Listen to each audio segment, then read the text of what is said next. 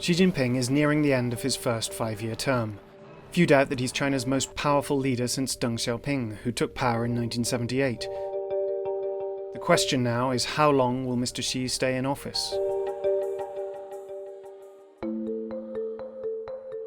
With a leadership reshuffle due next fall, insiders believe he's trying to block promotion of a potential successor by overturning leadership conventions that have been developed over several decades to prevent a return to one-man rule.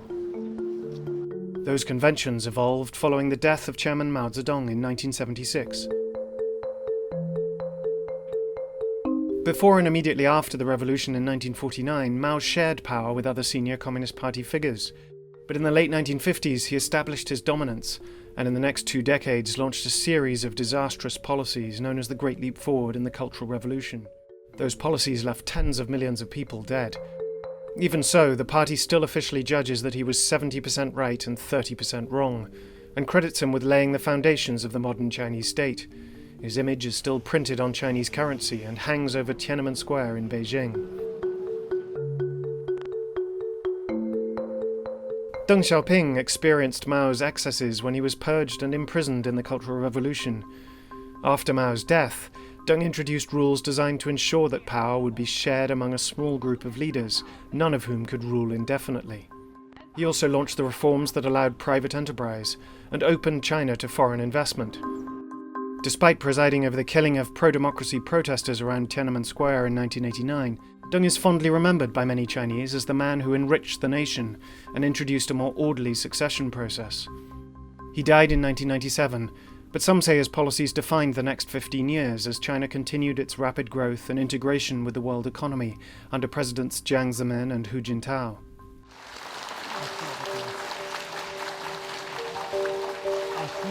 When Xi took power in 2012, the Communist Party was in crisis.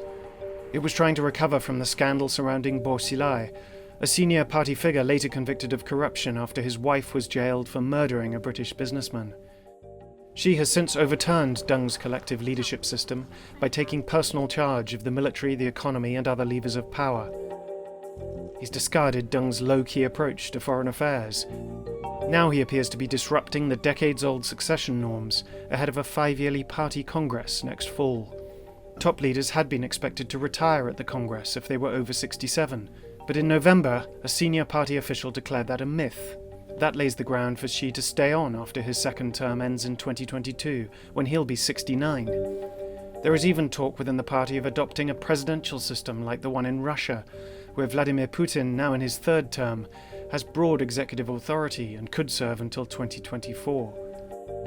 Some party members now fear a shift to a more rigidly autocratic political model, but Xi's supporters hail this as the start of the Xi era, which they say will make China stronger.